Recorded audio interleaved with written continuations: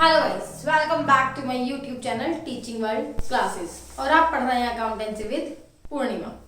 आज हम स्टार्ट करने वाले हैं कंपनीज एक्ट 2013। जैसा कि आप लोगों को पता है कि जो आपकी कंपनी है वो हमारी कितने मार्क्स की है, हम क्या पढ़ने वाले हैं, चलिए देखते हैं। कंपनीज एक्ट जो है वो हमारा कंपनीज एक्ट है 2013। ये मत सोचिएगा कि 2013 में आया था। कंपनीज एक्ट पहले था हमारा 1956, उसके बाद कुछ अमेंडमेंट, कुछ चेंजेस आए, तो जो कि हमारा क्या हो गया 2013 हो गया है। 2013 के अकॉर्डिंग ये जो हमारा लॉ है ये क्या क्या चीजें कहता है कि कंपनीज में क्या क्या चीजें कंपलसरी हैं, किस तरीके से आप एक कंपनी को फॉर्म कर सकते हैं, ठीक है। उसका सर्टिफिकेट ऑफ इनकॉर्पोरेशन आपको किस तरीके से मिलता है, क्या क्या मेन बुक्स होती हैं, कंपनी की जो लॉ लीगल रिक्वायरमेंट्स है वो किस तरीके से होती हैं, और किस तरीके से हम उनके फाइनेंशियल अकाउंट्स प्रिपेयर करते हैं, जो फाइनेंशियल स्टेटमेंट्स बनती हैं हमारी कंपनीज की। क्लियर? तो एज पर 2013 हम उसको सीखने वाले हैं। आपके सिलेबस में जो ये पार्ट है ये हमारे इस कितने मार्क्स का है, ये है हमारा 15 मार्क्स का, ठीक है। आपको इससे 15 मार्क्स मिलने वाले हैं कंपनीज से, जिसमें आपके 3 चैप्टर बताए गए हैं। कितने कौन कौन से चैप्टर्स हैं, चलो इसमें एक्ट में नहीं है, कभी आप लिंक करें इसको इससे, ठीक है। ये तो एक्ट है। कितने मार्क्स है हमारे, मार्क्स 3 चैप्टर हैं और मार्क्स है हमारे 15। तो फर्स्ट चैप्टर में हम पढ़ेंगे शेयर्स के बारे में, सेकंड चैप्टर में हम पढ़ेंगे डिबेंचर्स के बारे में, क्या होते हैं ये। थर्ड चैप्टर में हम पढ़ेंगे रिडेम्पशन ऑफ डिबेंचर, डिबेंचर्स को रिडीम करने के लिए, ठीक है। क्लियर? तो ये हमारे 3 चैप्टर हैं जो 15 मार्क्स में आने वाले हैं। मोस्ट इंपॉर्टेंट चैप्टर जो है आपका, ठीक, जिससे आपका 8 to 10 मार्क्स का आ जाता है। 8 मार्क का तो एक क्वेश्चन कंपलसरी है जो आएगा ही आएगा, लॉन्ग क्वेश्चन। आपको पता है 8 मार्क के 2 क्वेश्चन आते हैं, जिसमें कि एक जो होता है आपका वो पार्टनरशिप से होता है, और एक जो होता है वो आपका कंपनी से होता है, कंपनी में शेयर से, ठीक है। उसके बाद 1 मार्क का कोई एमसीक्यू हुआ तो ठीक है, नहीं तो कोई बात नहीं, 8 मार्क का भी चैप्टर हो सकता है। 1 मार्क का एमसीक्यू आ गया तो 9, 10 कितने का भी हो सकता है। ये भी आपका 3 मार्क्स 4 मार्क्स कितने मार्क्स से हो सकता है। आप एग्जामिनर किस तरीके का प्रिपेयर कर रहे हैं। बाकी रेस्ट ऑफ द मार्क्स जो बचते हैं 2, 3, 4 जो भी है वो इससे आ जाते हैं। वैसे तो बचेगा 1 या 2 जो भी बचेंगे वो आपके उससे आ जाते हैं, ठीक है। 1, 2 जितने भी मार्क्स का आता है। क्लियर? अब इसमें देखते हैं हम कंपनीज एक्ट में हम क्या क्या पढ़ेंगे। पहले हम पढ़ने वाले हैं शेयर वाला चैप्टर, यानी कि हम उसको लिखते हैं शेयर कैपिटल, ठीक है, या हम इश्यू ऑफ शेयर्स भी बोल सकते हैं उसको। कंपनी, अब इसमें पढ़ेंगे कंपनी होती क्या है, ठीक है, what is the meaning of company. Clear? Company कितने टाइप्स की होती है, कंपनी में शेयर्स कितने टाइप्स के होते हैं, उनको इश्यू किस तरीके से किया जाता है। इश्यू मीन्स होता है सेल, जो हम सेल कर रहे हैं। यहाँ पर मैं कंपनी हूँ, ठीक है, तो मैं एक कंपनी बनी हूँ, या private company, public company, whatever, मैं पब्लिक कंपनी हूँ, ठीक है। तो मैं अपनी कंपनी के शेयर्स इशू करूंगी, यानी कि आप लोगों को देंगे हम। तो आप लोगों को जब शेयर्स देंगे तो आप मेरी कंपनी के शेयर्स परचेज करेंगे, ठीक है, सब्सक्राइब करेंगे। अब देखते हैं हम क्या करते हैं। पहले हम मीनिंग पढ़ते हैं कंपनी का।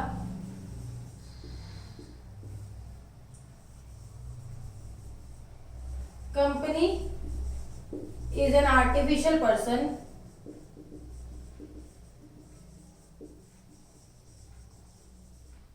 which has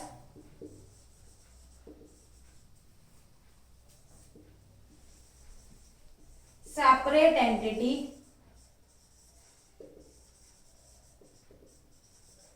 from its members, ठीक है। ये इसके की पॉइंट्स हैं जो मैं यहाँ पर लिख रही हूँ। कंपनी का आर्टिफिशियल पर्सन होती है, जिस तरीके से हम लोग हैं, ठीक है, हम लोग को सारे राइट्स होते हैं, ऐसे ही कंपनी को राइट्स होते हैं, ठीक है। ये एक सेपरेट एंटिटी होती है, मेंबर्स से अलग होती है, from its members. It has common seal, उसकी अपनी एक कॉमन सील होती है। कंपनी खुद तो साइन करने आएगी नहीं, तो हम क्या करते हैं, उसकी स्टैम्प होती है जिससे हम उसको साइन करते हैं, या फिर कहीं पर अगर कंपनी के साइन की जरूरत होती है तो हम स्टैम्प कर देते हैं। क्लियर? तो company is an artificial person which has separate entity from its members, it has common seal, ठीक है,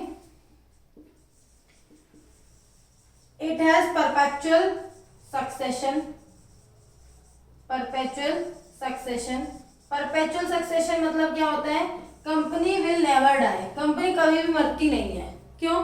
अब जैसे सपोज कीजिए कोई भी कंपनी है एबीसी लिमिटेड या कोई भी आप ले सकते हैं टाटा लिमिटेड, बिरला लिमिटेड, अगर उनके मेंबर्स को कुछ भी हो जाता है ड्यू टू लुनेटिक या फिर आप इंसॉल्वेंट हो गए या फिर पागल हो गए, डेथ हो गई, कुछ भी चीज हो गया उस केस में, तो उस केस में क्या होता है, उनके जो फर्दर मेंबर्स हैं कोई भी है वो उस कंपनी को रन करेंगे, आपकी कंपनी कभी भी खत्म नहीं होगी, कंपनी हमेशा चलती ही जाती है, चलती जाती है, चलती जाती है। तो उससे परपेचुअल सक्सेशन होता है, सेपरेट एंटिटी होती है, आर्टिफिशियल पर्सन होता है, ठीक है, और कॉमन सील होती है। इसमें कोई दिक्कत परेशानी? अगर इसके हम फीचर्स की बात करें तो फीचर्स भी हमारे यही बन जाते हैं, कंपनी के जो फीचर्स हैं, कंपनी के फीचर्स भी यही कहलाएंगे, आपका आर्टिफिशियल पर्सन, ठीक है, सेपरेट एंटिटी, 1 मार्क में अगर क्वेश्चन आपसे पूछा जाता है तो आप बता सकते हैं, आपका कॉमन सील हो गया और आपका परपेचुअल सक्सेशन हो गया, परपेचुअल सक्सेशन, ठीक है, इस तरीके से है। ये तो था कंपनी के मीनिंग और कंपनी के फीचर्स जो हैं आपको मैंने बता दिए हैं। आगे हम देखते हैं कि कंपनी कितने टाइप्स की होती है। अब हम पढ़ने वाले हैं टाइप्स ऑफ कंपनीज। हम पढ़ रहे हैं टाइप्स ऑफ कंपनीज, कंपनी कितने टाइप्स की होती है, ठीक है। तो देखिए types of company, there are 3 types of companies. कितने टाइप्स की हैं? 3 टाइप्स की। There are 3 types of companies.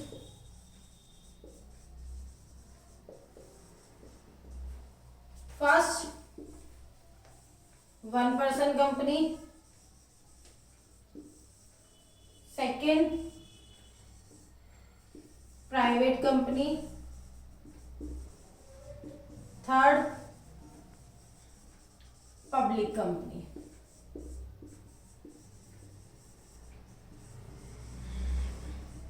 ठीक है, अब इनके हम फीचर्स देख लेते हैं, इनको हम कैसे आइडेंटिफाई करते हैं। इसको हम ओपीसी बोलते हैं और यहां पर क्या होता है, जो हमारी टर्नओवर होती है वो डज नॉट एक्सीड, किससे ज्यादा नहीं होनी चाहिए, does not exceed 2 crore, 2 crore से ज्यादा नहीं होनी चाहिए, जो इसकी लिमिटेशन है 1 पर्सन कंपनी की। जो ओपीसी है वो आपका 1 पर्सन कंपनी, टर्नओवर उसकी 2 करोड़ से ज्यादा नहीं होनी चाहिए, और जो बोरोइंग्स हैं वो उसकी डज नॉट एक्सीड, किससे ज्यादा नहीं होनी चाहिए, 50 लाख, 50 लाख रुपीज से ज्यादा नहीं होनी चाहिए। तो यहाँ पर आपको 1 पर्सन कंपनी का पता चल गया, क्या क्या चीज बताई गई है। प्राइवेट कंपनी, प्राइवेट कंपनी आपने देखा होगा, जैसे किसी के आपने देखा है XYZ private limited, Pvt limited लिखा होता है, देखा होगा ना। तो पीवीटी लिमिटेड जो होता है वो प्राइवेट कंपनीज होती हैं जिसमें पीवीटी लिमिटेड लिखा होता है। इसके जो मेंबर्स होते हैं, मेंबर्स की बात करते हैं। 1 मार्क के क्वेश्चंस के लिए थ्योरी बहुत इंपॉर्टेंट है, क्योंकि न्यूमेरिकल भी कर सकते हैं हम, डायरेक्ट भी, लेकिन डायरेक्ट करने के लिए पहले आपको उसके बारे में पता होना चाहिए। जो भी आपकी कंपनी है, ठीक है, वो किस तरह की है, कितने टाइप्स की है, उसमें किस तरीके से प्रोसेस होता है, तो बेसिक से हम चलेंगे तो आप चीजों को समझ पाएंगे अच्छे से, ठीक है। मेंबर्स, तो मेंबर्स कितने होते हैं, अगर हम बात करें, मिनिमम मेंबर जो होते हैं वो 2 होते हैं, और मैक्सिमम मेंबर जो होते हैं वो 200 होते हैं, ठीक है।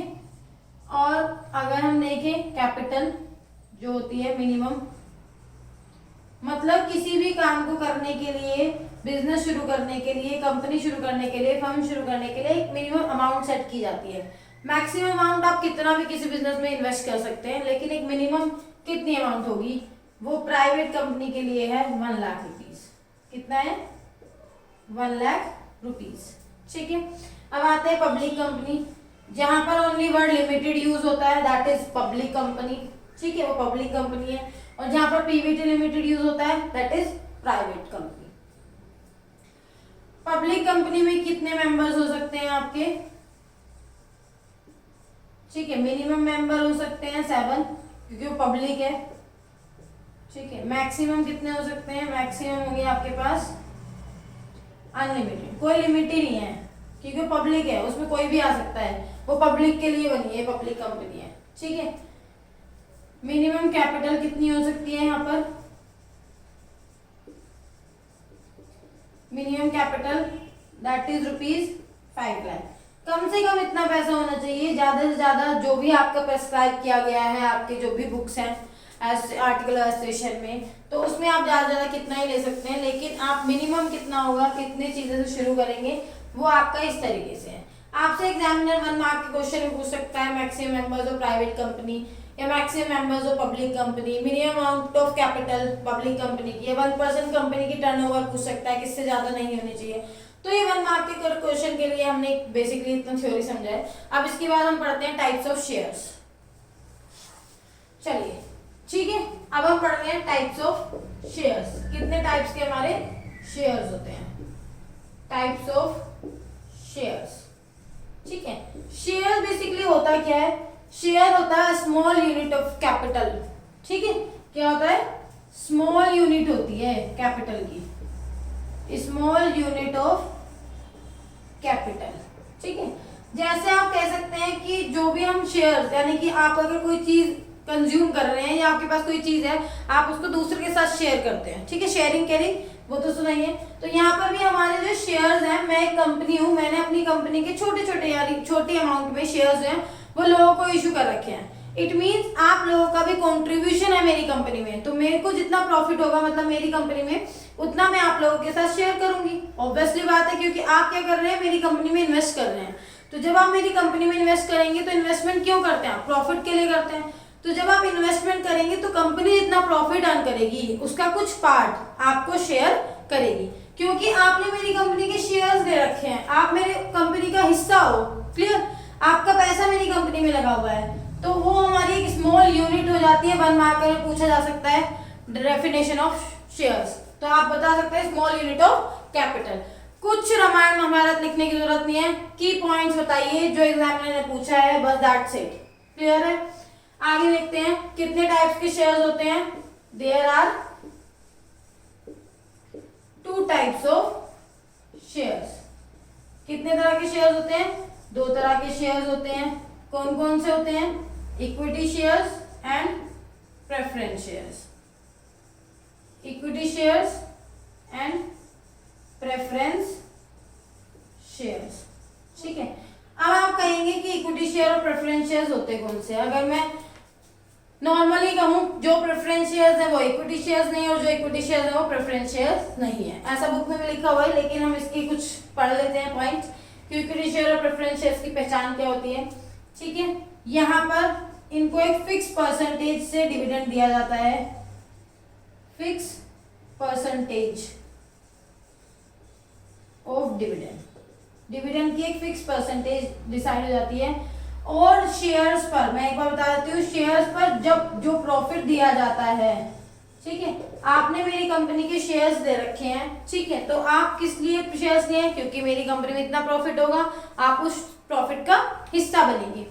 तो उस प्रॉफिट को क्या बोला जाता है, डिविडेंड बोला जाता है। याद रखिएगा कि जब भी शेयर्स पर यानी कि डिविडेंड रिसीव किया है आपने, तो डिविडेंड भी एक प्रॉफिट है, लेकिन वो प्रॉफिट किस पर दिया जाता है, शेयर्स पर दिया जाता है, clear. Profit on share is called dividend. तो प्रेफरेंस शेयर्स को फर्स्ट प्रेफरेंस दी जा रही है। अगर आप प्रॉफिट अर्न कर रहे हैं तो पहले आप किसको देंगे, प्रेफरेंस शेयर्स को देंगे एक फिक्स परसेंटेज से। जब आपने शेयर इशू किए मैंने कंपनी ने, तो एक fix percentage that is 10%, 11, 12, 9 whatever जो कंपनी ने डिसाइड किया है। ये जैसे एग्जांपल मैंने लिया है, कोई भी एक परसेंटेज आपने फिक्स कर ली कि इस परसेंटेज पर आपको डिविडेंड मिलेगा। यहाँ पर नो फिक्स परसेंट, कोई भी फिक्स परसेंटेज नहीं है, ठीक है। जितना बच जाता है वो इक्विटी शेयर्स को मिल जाता है, नहीं बचता है तो नहीं मिलता है, कोई दिक्कत ही नहीं है। इनको वोटिंग राइट होते हैं। जो भी मीटिंग्स वगैरह होंगी कंपनी में, आपकी एनुअल जनरल मीटिंग होती है, जो भी मीटिंग्स होती हैं, ठीक है, चाहे वो साल में है चाहे वो 6 महीने में है, तो इनको इक्विटी शेयर्स वालों को राइट होता है कि वो उसमें वोटिंग का राइट है, उनको मीटिंग को अटेंड करने का राइट है। इसमें कोई मीटिंग राइट नहीं होता, नो मीटिंग राइट्स, अधिकार नहीं है कोई भी मीटिंग में बैठने का, voting right, sorry, no voting right, कोई वोटिंग राइट नहीं है, ठीक है। पैसा जब होगा repayment of capital, repayment of capital at the time of winding up of company, at the time of winding up. Winding up मतलब क्या होता है, बंद होना। जब कंपनी बंद हो रही होगी कभी, तो उसमें क्या होगा, जो पैसा वापस किया जाएगा आपका कैपिटल का, वो पहले प्रेफरेंस शेयर वालों को वापस दिया जाएगा, उसके बाद जो बचेगा तब इक्विटी शेयर्स को वापस होगा, ठीक है। तो फर्स्ट प्रेफरेंस किसकी है यहाँ पर, इसकी है फर्स्ट प्रेफरेंस, और यहाँ पर सेकंड प्रेफरेंस है, जो बचेगा वो आप इनको दे देंगे, रीपेमेंट करेंगे प्रेफरेंस, ठीक है। रीपेमेंट की किसकी है second preference, repayment of capital, जो भी आप पैसा वापस करेंगे उसकी सेकंड प्रेफरेंस है, वहां पर फर्स्ट प्रेफरेंस है। ऐसे ही कुछ डिफरेंसेस होंगे। एग्जामिनर अगर आपसे पूछता है डिफरेंशिएट कीजिए इक्विटी शेयर प्रेफरेंस शेयर्स को, तो आप डिफरेंशिएट कर सकते हैं 1 मार्क 2 मार्क में। तो लेकिन ये भी आप लिखेंगे, कोई फिक्स परसेंटेज नहीं होती, यहाँ पर फिक्स परसेंटेज होती है, यहाँ पर वोटिंग राइट होता है, यहाँ पर वोटिंग राइट नहीं होता है, यहाँ पर रिपेमेंट पहले होती है, वहां पर रिपेमेंट बाद में होती है। कीवर्ड्स लिख दीजिए, कोई भी उसमें आपको इंक्रीज करने की जरूरत नहीं है, ठीक है। तो ये थे हमारे types of shares, equity shares और प्रेफरेंस शेयर्स। अब हम करेंगे इश्यू ऑफ शेयर्स। चलिए पढ़ते हैं इश्यू ऑफ शेयर्स। अब हम कर रहे हैं शेयर्स को इश्यू ऑफ शेयर्स, ठीक है। तो शेयर्स किस तरीके से इशू किए जाते हैं वो हम देखते हैं। शेयर्स जो इशू होते हैं वो 2 तरीके से होते हैं, ठीक है, दैट इज पार और प्रीमियम, ठीक है। हम शेयर इशू करते हैं पार पर और प्रीमियम पर। पार का मतलब क्या होता है, जैसे कि सपोज कीजिए आपका एक 10 रुपए का शेयर है, आपने वो सेल कर दिया 10 रुपए में, सेम अमाउंट है, ठीक है। 10 का शेयर 10 में ही आपने इशू कर दिया सॉरी, तो वो क्या हो गया, पार, सेम अमाउंट, इसको हम बोल सकते हैं सेम अमाउंट। जितने का शेयर था उतने में ही आपने उसको सेल किया है, इशू किया है, दैट इज पार। प्रीमियम 10 रुपए का शेयर था, आपने उसको सेल किया 12 रुपए में, तो यहाँ पर जो एक्स्ट्रा अमाउंट जा रही है दैट इज कॉल्ड प्रीमियम। ये 2 रुपीज का क्या है, प्रीमियम, ठीक है। तो मैं यहाँ पर लिख देती हूँ, प्रीमियम क्या होता है, एक्स्ट्रा अमाउंट, क्या होता है,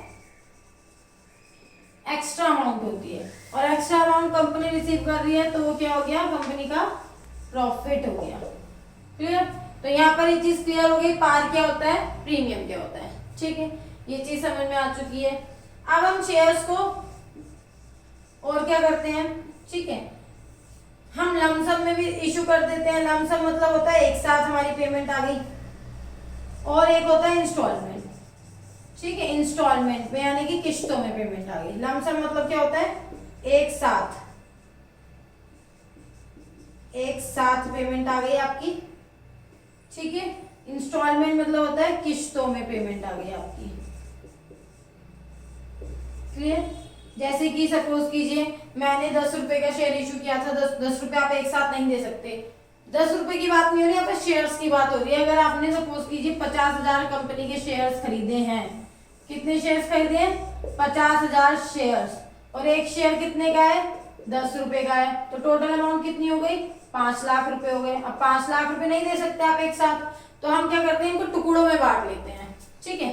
वो कितने भी टुकड़े हो सकते हैं, 2 हो सकते हैं, 3 हो सकते हैं, 4 हो सकते हैं, 5 हो सकते हैं, जितने भी आप पार्ट्स में इनको देना चाहते हैं, दैट इज कॉल्ड इंस्टॉलमेंट। और अगर आप एक साथ सारा पैसा दे सकते हैं तो दैट इज कॉल्ड लमसम। आप लमसम एक साथ पेमेंट कर सकते हैं। तो फर्स्ट ऑफ ऑल पहली अमाउंट आपकी जो होती है वो होती है ये या ये जो भी है पार या प्रीमियम जो भी आप ले रहे हैं, ठीक है। तो आपको ये देखना है हमारा एक शेयर कितने का है। जब हमें पता चल गया एक शेयर हमारा इतनी अमाउंट का है, 10 का है, 12 का, अगर प्रीमियम है तो 12 होगा, क्लियर, पार है तो 10 होगा, फिक्स नहीं है, कुछ भी हो सकता है, 100, 200, 500। मैं एक एग्जांपल लेकर चल रही हूँ कि अगर हमारा शेयर 10 का है, जितने का था उतने में इशू किया तो पार, जितने का था उससे ज्यादा में इशू किया तो प्रीमियम, ठीक है। हमें अमाउंट मिल गई कितने का शेयर था, फिर हमें देखने हमने कितने शेयर सेल किए, 1000, 10,000, 2000, 20,000, कंपनी के जितने शेयर थे, फिर इनका मल्टीप्लीकेशन, कितना अमाउंट हमारे पास पैसा आने वाला है, 5 लाख, 10 लाख, 20 लाख, जो भी मल्टीप्लाई करके होगा। तो समझ में आया इतनी चीज। शेयर इशू होते हैं पार पर और प्रीमियम पर। पार क्या होता है ये भी चीज समझ चुके हैं हम, प्रीमियम क्या होता है ये भी चीज समझ चुके हैं, ठीक है। अब शेयर से पैसा एक साथ भी आ जाता है या फिर किस्तों में भी आता है। तो एक साथ आता है तो एंट्रीज क्या बनती है, किस्तों में आता है तो क्या एंट्रीज बनती है, चलिए पहले वो देखते हैं। चलिए हम देखते हैं लमसम। लमसम पर शेयर इशू करते हैं। लमसम मतलब होता है जो हमारा पैसा एक साथ आ रहा है, ठीक है, एक साथ हमारी अमाउंट आ रही है, तो वहां पर हम क्या एंट्री बनाते हैं, ठीक है। When application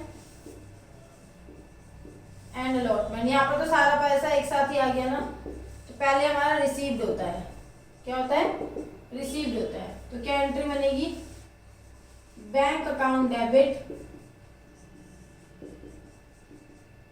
to share application and allotment account.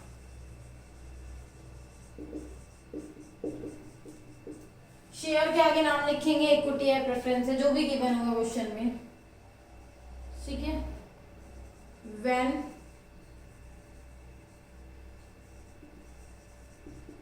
Application and allotment money, जो रिसीव किया उसको आप ट्रांसफर करेंगे, ट्रांसफर टू कैपिटल अकाउंट, क्योंकि ये पैसा तो कैपिटल का था ना, हमने भी पढ़ा कि जो शेयर्स होते हैं वो स्मॉल यूनिट होती है कैपिटल की, तो हम इसको ट्रांसफर कर रहे हैं, तो एंट्री क्या बनेगी, share application and allotment account debit to share capital. अभी हम सिंपली पार वाली एंट्रीज कर रहे हैं, कोई प्रीमियम नहीं कर रहे हैं, ठीक है। तो लमसम में अगर हमारे पैसा एक साथ आता है, लमसम होता है अगर वो एक साथ वाला, तो एप्लीकेशन अलॉटमेंट रिसीव करते हैं सारे पैसे, यानी कि 5 लाख, जो भी मैंने एग्जांपल लिया था 5 लाख यहाँ पर एक साथ आ गए, 5 लाख 5 लाख, जो अमाउंट हमारी यहाँ पे शेयर एप्लीकेशन से क्रेडिट हुई है वो यहाँ पर हमारी डेबिट होगी सेम अमाउंट से। तो 5 लाख जो यहाँ पर है, तो यहाँ पर शेयर कैपिटल में भी 5 लाख ही जाएंगे, क्योंकि आपको पता है शेयर्स हमारा कैपिटल का पार्ट है, तो वो हमने 5 लाख शेयर कैपिटल में ट्रांसफर कर दिए। This is lump sum. अब हम एक करके देखते हैं यहाँ पर इंस्टॉलमेंट। इंस्टॉलमेंट में क्या होता है, किस्तों में पैसे आने वाले हैं, चलिए ठीक है, किस्तों में ले लेते हैं। किस्तों कितनी होंगी, जैसे एग्जांपल हमारा 10 रुपए का शेयर है, हमने एप्लीकेशन बनाई, पहले हमारी एप्लीकेशन होती है, ठीक है, सपोज कीजिए 3 रुपीज की, फिर सेकंड होती है अलॉटमेंट, वो 2 रुपीज की है, फिर होती है फर्स्ट कॉल, वो हमारी 2.5 रुपीज की है, फिर होती है हमारी फाइनल कॉल, ठीक है, वो भी हमारी 2.5 रुपीज की है। आपके जो 10 रुपीज है वो किस तरीके से मांगे गए हैं, एप्लीकेशन पर 3 रुपए, अलॉटमेंट पर 2 रुपए, फर्स्ट कॉल पर 2.5 रुपए, फिर फाइनल कॉल पर भी 2.5 रुपए मांगे गए हैं, तो आपके हो गए 10 रुपीज, क्लियर। तो यहाँ पर हमारे पास 4 किस्तों में, 4 इंस्टॉलमेंट में आपसे 10 रुपए मांगे हैं। अब यहाँ पर आप ये मत सोचना 10 रुपए हैं, इन 10 रुपयों को शेयर से मल्टीप्लाई करेंगे, आप कितने शेयर्स आपने लिए हैं मल्टीप्लाई करेंगे, गुना का निशान है मल्टीप्लाई, ठीक है। तो पहले हम देखते हैं क्या एंट्री बनेगी। First entry, bank account debit to share application account.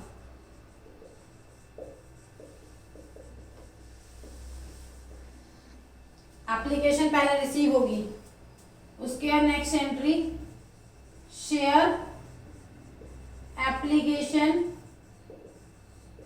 Account debit to share capital account. ठीक है, मल्टीप्लाई करते रहेंगे आप जितने शेयर्स हैं। मैं यहां पर लिख देती हूं number of shares multiply application money, जितने की एप्लीकेशन है। ठीक है, number of share multiply application money, same amount आएगी इसमें भी और इसमें भी, क्योंकि जो आपने पैसा रिसीव किया एप्लीकेशन पर वही आप ट्रांसफर कर देंगे शेयर कैपिटल अकाउंट में। नेक्स्ट कॉल क्या है आपकी, यानी कि अलॉटमेंट। अब आप शेयर अलॉट कर रहे हैं, क्योंकि पता है हम आप लोगों ने अप्लाई कर दिए हैं, तो अब मैं आप लोगों को उतने शेयर दे दूंगी, अलॉट कर दूंगी। तो क्या करेंगे entry share allotment account debit to share capital account. ठीक है, जितने भी आपके शेयर्स हैं और जितनी आपके अलॉटमेंट की अमाउंट है मल्टीप्लाई करके आप लिख देंगे। Bank account debit to share allotment account. ठीक है, वही सेम अमाउंट आ जाएगी आपकी। क्वेश्चन भी करेंगे हम, क्वेश्चन के साथ प्रैक्टिस करते हुए चलेंगे। ठीक है, नेक्स्ट आता है हमारा हर एक एंट्री का मतलब जो भी आपकी ट्रांजैक्शन है, एप्लीकेशन है तो 2 एंट्री बनेंगी, अलॉटमेंट है तो 2 एंट्री बनेगी, कॉल है तो 2 एंट्री बनेगी और फाइनल कॉल है तो भी 2 एंट्री बनेगी। जितने भी कॉल्स हैं या जितने भी पैसे मांगे गए हैं जिस तरीके से, सबके लिए आप 2-2 एंट्री पोस्ट करेंगे। तो फर्स्ट कॉल के लिए एंट्री बनेगी share first call account debit to share capital account. जितने भी नंबर ऑफ शेयर्स हैं मल्टीप्लाई कर dीजिएगा फर्स्ट कॉल मनी से, 2 रुपए की है 3 रुपए की है जितने की भी है। ठीक है, आगे देखते हैं bank account debit to share first call account. Next final call share final call account debit to share capital account. Last क्या बनेगी bank account debit to share final call account. ठीक है, आपने देखा सभी की मैंने 2-2 एंट्री बना दी है। एप्लीकेशन की bank account to share application account, share application account debit to share capital, ये आपने एप्लीकेशन रिसीव की है। Allotment share allotment account debit to share capital account, bank account debit to share allotment account. First call आप जब due करेंगे, यहाँ पर जब आप एप्लीकेशन रिसीव कर लेते हैं उसके बाद नेक्स्ट कॉल जितनी भी होंगी आपकी उनको आप पहले ड्यू करते हैं फिर रिसीव करते हैं। यहाँ पर पहले क्यों की एंट्री, क्योंकि पहले आप अप्लाई कर रहे हैं। मैं कंपनी हूँ तो आप लोग पहले अप्लाई करेंगे ना, मैं तो डायरेक्ट नहीं आ सकती आप लोगों को शेयर देने के लिए। मुझे तो नहीं पता आप लोग इंटरेस्टेड है मेरी कंपनी के शेयर्स खरीदने में या नहीं, तो पहले आप लोग अप्लाई करते हैं, यानी कि आपने पहले पैसा दिया थोड़ा जितना भी है, ठीक है, जितने भी डिसाइड हुए हैं, तो पहले आपने अप्लाई किया, मुझे लगा ठीक है आप लोग लेने आए हैं तो मैंने अलॉट किया, फिर मैं आप लोगों से ड्यू करूंगी। जिस तरीके से अमाउंट आप ड्यू करते हैं, पहले ड्यू किया फिर आपने रिसीव किया फिर ड्यू किया। ड्यू मतलब मैंने आपको इन्फॉर्मेशन दे दी कि आपकी सेकंड कॉल ड्यू होने वाली है, आप पेमेंट तैयार रखिएगा मेरे को देने के लिए। तो इस तरीके से क्या होता है, पहले ड्यू होता है फिर receive, due receive due receive, ठीक है। तो ड्यू मतलब आपको एक इंटीमेशन मिल जाता है कि अब आपकी नेक्स्ट कॉल आने वाली है, उसको ये पेमेंट आपको देनी है, ठीक है। तो इस तरीके से आपका इंस्टॉलमेंट था जिसमें आपकी 8 एंट्रीज बनती है, वो लमसम था जिसमें आपकी 2 एंट्री बनती है। आप अच्छे से इसको नोट कर लीजिएगा, ठीक है। इनके जो क्वेश्चंस है, पहले हम क्वेश्चन नेक्स्ट क्लास में हम इसके क्वेश्चन लमसम का क्वेश्चन करेंगे, एक इंस्टॉलमेंट का क्वेश्चन करेंगे, प्रीमियम सीखेंगे, ठीक है। उसके बाद आगे आगे स्टेप वाइज बढ़ते जाएंगे जिस तरीके से कंपनी में बताया गया है, ठीक है। तो पहले हमने आज कंपनी का मीनिंग सीखा, उसके टाइप्स ऑफ शेयर्स सीखे हैं, टाइप्स ऑफ कंपनीज सीखी हैं। तो जो जो चीजें हमने आज पढ़ी हैं उनको आप अच्छे से रिवाइज कीजिएगा। कोई भी डाउट अगर आपको लगता है, कोई प्रॉब्लम है, तो आप मुझसे कमेंट बॉक्स में मैसेज कर पूछ सकते हैं।